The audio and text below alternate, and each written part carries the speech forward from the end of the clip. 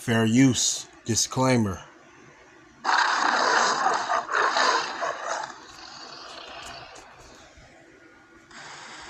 don't know why everybody feeling like this can't never be us.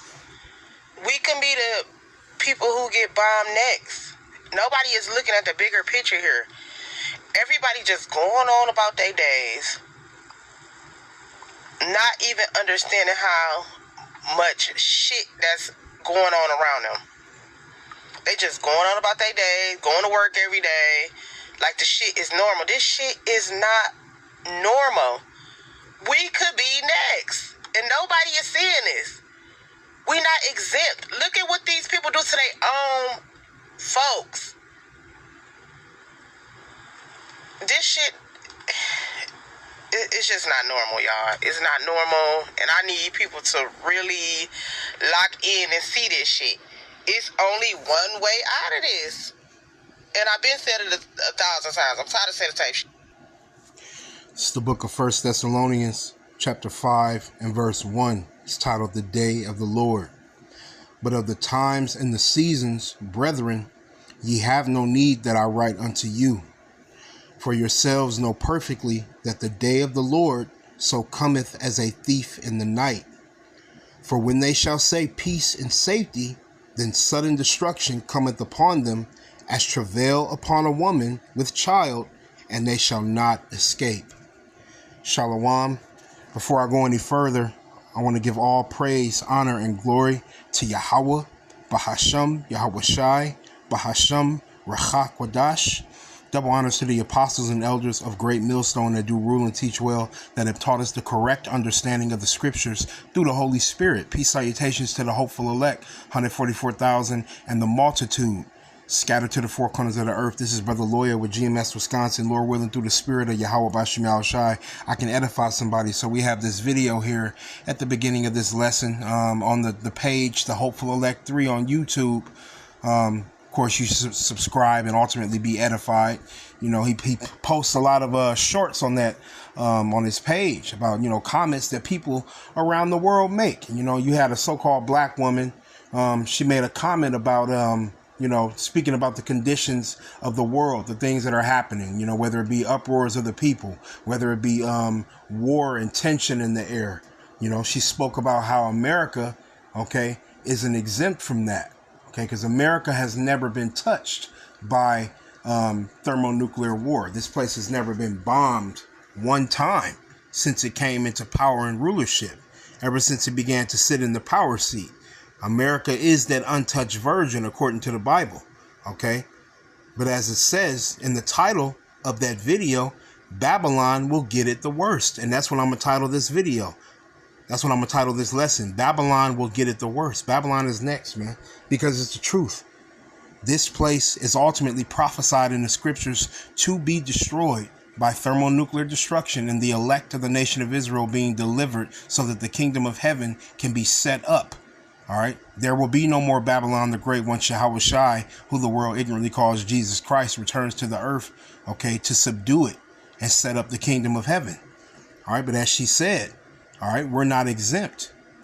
America could easily become bombed and destroyed. And that's what's coming upon this place. So let's get into these precepts. 1 Thessalonians 5 and 1, titled once again, The Day of the Lord. But of the times and the seasons, brethren, ye have no need that I write unto you. And of course, the Apostle Paul sent this letter to the Israelites in Thessalonica. I believe he was specifically speaking to Silas and Timothy. I believe this was his second missionary. Because he ultimately faced opposition. As he was doing his ministry, and he had to depart. So he sent these letters to Silas and Timothy. I believe his name was Silvanus or Silvanus in the scriptures, Silas. And he was basically telling them, ye have no need that I write unto you, considering the times and the seasons, which is the prophecies that's happening. Because ultimately the Israelites, beginning with the elect, the prophets, they're already being taught prophecy. We're already paying attention to the times that lie ahead of us. But ultimately, this is end time instruction that's specifically for the elect of Israel. We can apply this to ourselves as well. Verse 2, for yourselves know perfectly that the day of the Lord so cometh as a thief in the night. Okay, the day of the Lord is ultimately thermonuclear destruction. Okay, when Yahushua returns to deliver the elect of the nation of Israel out of those coming thermonuclear missiles. All right, so right there, that shows you that nuclear destruction and Yahushua's return, they're synonymous with one another, meaning they go hand in hand. They're going to happen at the same time, man. Okay, so the day of the Lord is going to come as a thief in the night. That means it's going to come suddenly, unexpected. Okay, and it will come in the form of judgment. All right, because ultimately this world is asleep, right? All right, but the only ones that are watching are the prophets, man. Okay, verse 3. Here's the point. It says, for when they shall say peace and safety, then sudden destruction cometh upon them. All right, and who's saying peace and safety? All right, your political officials. Okay, your Trumps of the world. All right, your what is his name? Your JD Vances. Okay, you got all these political officials that are set up. Okay, and they're just putting out political deception. You know, giving you a sense of false stability, man. Okay, the NATO, the UN, all right, through all these treaties, man, you know, through all these world economic forums they're having, they're telling you that it's peace and safety. Okay, well, the scriptures is saying that, okay, sudden destruction is going to come upon them, ultimately, okay, in the form of whether it be Jacob's trouble, all right, uproars of the people, okay, and ultimately ICBM nuclear fire. Okay, that will be that sudden destruction. Okay, but it says sudden destruction cometh upon them as travail upon a woman with a child, and they shall not escape. So the Lord uses analogies in the scriptures, and he used the analogy of a woman, okay, going into labor. That's what that travail is. When a woman goes into labor, it happens unexpectedly. All right, and it's a painful situation. It's a painful process. And the only way she's going to escape it is to go through it. All right, she has to reach the end of it. All right. And the they in this situation is talking about this Edomite dominated global system that we're a part of, man. Okay. Verse 4, it says, but ye brethren are not in darkness, that day should overtake you as a thief. Okay. So the elect see it coming, man. Lord willing, we part of that number. Okay. This wisdom, knowledge, and understanding, it separates Israelites, beginning with the elect, from the other nations. All right, starting with Esau, Edom. All right, and this also proves that not everyone is meant to be saved, man. Only the elect of the nation of Israel are going to be saved. Okay, that is what we have coming upon the world. There is a judgment written in the scriptures for Babylon the Great, man.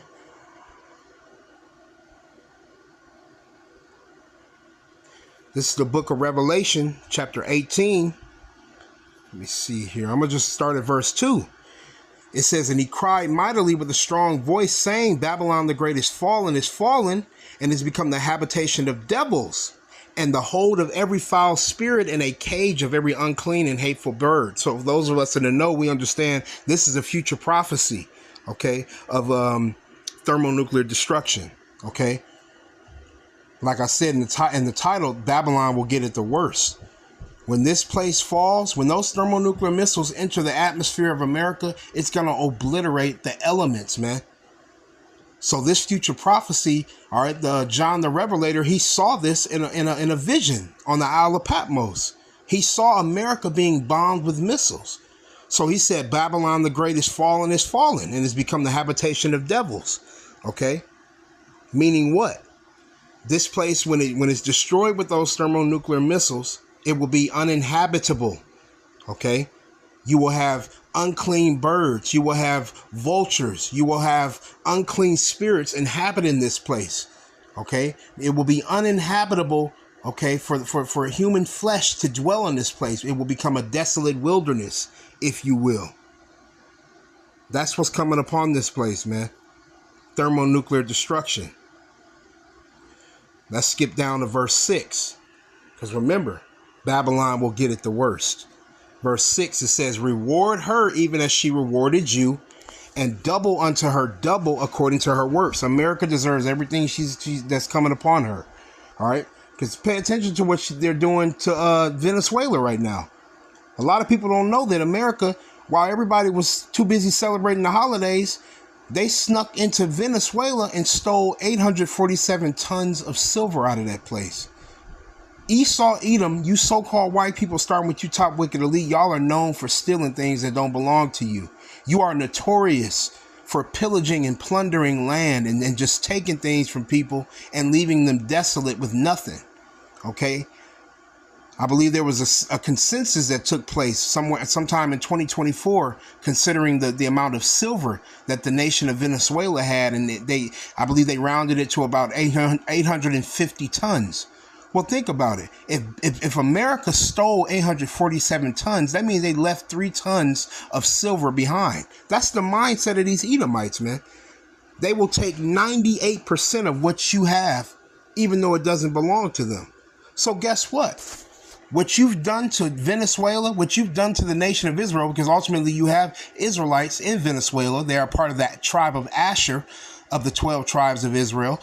You have the nation of Asher in Venezuela, Israelites from the tribe of Asher. Okay. America is going to be judged for what she's been doing to the Israelites, man. So the scriptures say, reward her even as she rewarded you, and double unto her double according to her works, as it is written in Galatians 6 and 7. Be not deceived, the Most High is not mocked. For whatsoever a man soweth, that shall he also reap. And what is one of her works she did? Slavery and oppression to the nation of Israel. So she's going to get double judgment and payback, man. It says, in the cup which she had filled to her double. Verse 7, check it out. It says, how much she hath glorified herself and lived deliciously. When you steal silver, tons of silver from people who have done nothing to you, when you go to northern Nigeria, setting up traps and creating wars and creating uproars and tension amongst the people, just so you can get control of the uranium in that land. Okay, you are glorifying yourself. And when you steal it, you're ultimately living deliciously, because you enrich yourself by oppressing other people, man. Okay? So it says, how much she have glorified herself and lived deliciously. America has gotten rich off the backs of slaves, free slave labor. Okay? And she has been arrogant. Okay? It says, so much torment and sorrow give her. For she saith in her heart, I sit a queen and am no widow and shall see no sorrow. You got a lot of people, beginning with the Edomites, who think they can't be touched, man. That nothing can happen to them. Let's just grab Psalm 49 real quick. This is the mindset of the average Edomite in America. They feel untouchable.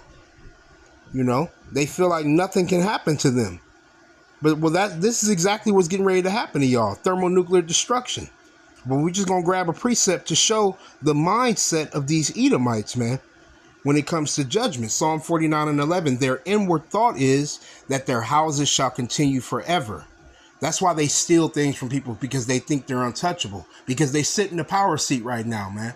The Lord has set the Edomites up, all right, pertaining to prophecy, to rule over the earth, as it is written in Genesis 27. All right, that Esau will be given the fatness of the earth and the dew of heaven from above.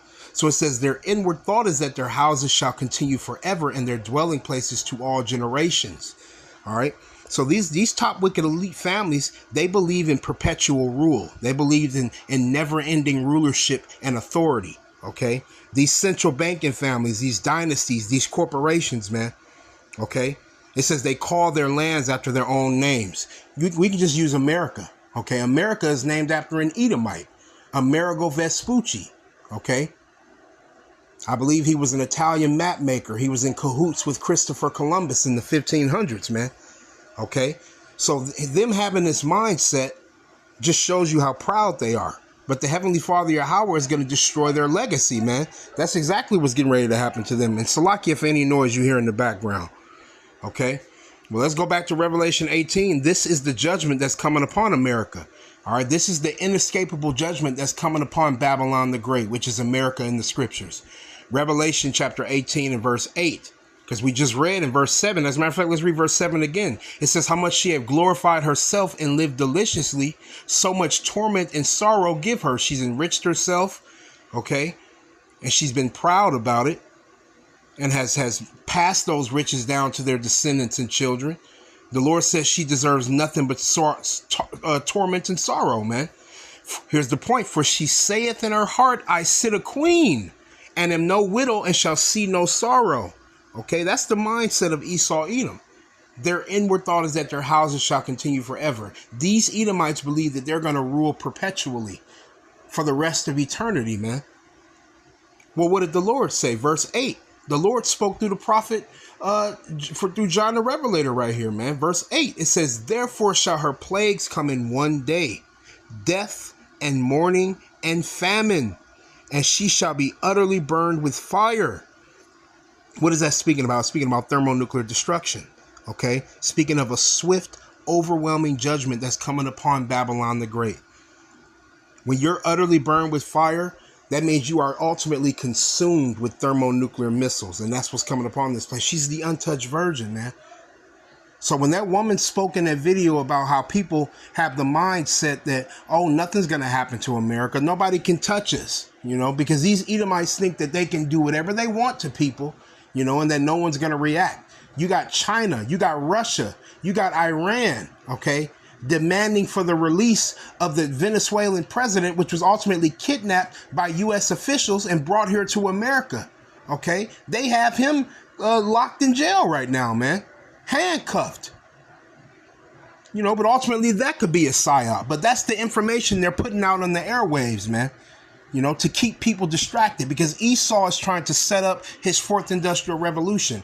And come to find out, Venezuela is one of the countries that has not submitted and bowed down to the CBDC system, the central bank digital currency, which is ultimately, all right, the MOTB, all right, the New World Order. They have not bowed down to it. So you know what? They go in with their regime change demands, man. They go in trying to force their ideology and their way of life upon people. And that's exactly what they're doing in Venezuela right now. Okay? So that's why the Lord is going to burn Babylon the Great with fire. Okay? Not only is this place going to be, before this place gets burned with fire, all hell is going to break loose, man. Okay? And what do we call that? We call that Jacob's trouble. All right, because the prophets are going to be persecuted in these times that we're coming into, man. It's the only way, all right, prophecy is going to be fulfilled. Jeremiah 30:7. And it reads, alas, for that day is great, so that none is like it. All right. It is even the time of Jacob's trouble, but he shall be saved out of it. That he is talking about the elect, man, of the nation of Israel. Only the Israelites, beginning with the elect, are going to be saved out of the trouble that's coming upon Babylon the Great, man. Let's get some examples of trouble. As a matter of fact, we're going to go to 2nd Ezra, chapter 15. All right, this is the book of 2nd Ezra, chapter 15, starting at verse 1. We're going to read down to 2, then we're going to skip down to verse 14. Verse 1, it says, behold, speak thou in the ears of my people the words of prophecy. All right, the Lord spoke through the prophet Ezra and commanded him to speak in the ears of the Israelites the words of prophecy. Prophecy meaning that which is said before. Things that are spoken before they become reality. Okay, it says, which I will put in thy mouth, saith the Lord. See, the Lord is speaking through us when we prophesy, man. When he commands us to prophesy boldly, okay, he is speaking through us. Verse 2, it says, and cause them to be written in paper, for they are faithful and true. Fear not the imaginations against thee. Let not the incredulity of them trouble thee that speak against thee. Because, of course, you're going to have people that are going to hate us for what we're saying. We're going to get public backlash for the words we're speaking here, for telling the American people that destruction is coming upon this place and that destruction is written in the scriptures for Babylon the Great, America. Okay, well, the Lord is telling us not to have any fear of public backlash, man. Okay, that's what that's saying. Fear not the imaginations against thee. Let not the incredulity of them trouble thee. Incredulity meaning being unable or unwilling to believe something or someone. All right, so it says, let not the incredulity, non-belief of them trouble thee that speak against thee. All right, and we can apply that to 2/3 of the nation of Israel. All right, Esau, Edom, and the other nations as well. Verse 4, why shouldn't we have any fear? Verse 4, for all the unfaithful shall die in their unfaithfulness. It's all prophecy, man. So let's skip down to verse 14 and read on down. It says, here's the example of destruction and anguish that's coming upon Babylon the Great. Verse 14, it says, woe to the world and them that dwell therein. For the sword and their destruction draweth nigh, and one people shall stand up and fight against another, and swords in their hands. Okay? So you're going to have infighting in Babylon the Great, man. You're going to have people turning against one another, standing up and fighting against each other. Okay? Unaliving each other. That's what the sword and destruction drawing nigh is. All right, because it will become a harsh reality in Babylon the Great. Verse 16, for there shall be sedition among men and invading one another. All right. I believe sedition meaning to rise up against an authoritarian or authority, a government. Okay. For there shall be sedition among men and invading one another. They shall not regard their kings nor princes, and the course of their actions shall stand in their power. Okay, meaning what? This is a prelude to World War III, man. Okay, where you're going to have war and military action in the streets, where you're going to have ICE agents. Okay, you're going to have troops. Okay, going street to street. Okay, because they want to implement this new world order. All right, they want America to become an authoritarian regime, man. All right, these elites are pushing for this. All right, so they're peons that do what they say. Okay, they're commanding them, all right, to implement these devices in the earth, man. These are examples of Jacob's trouble that we just read in Jeremiah 30, man. Let's go to Isaiah chapter 19.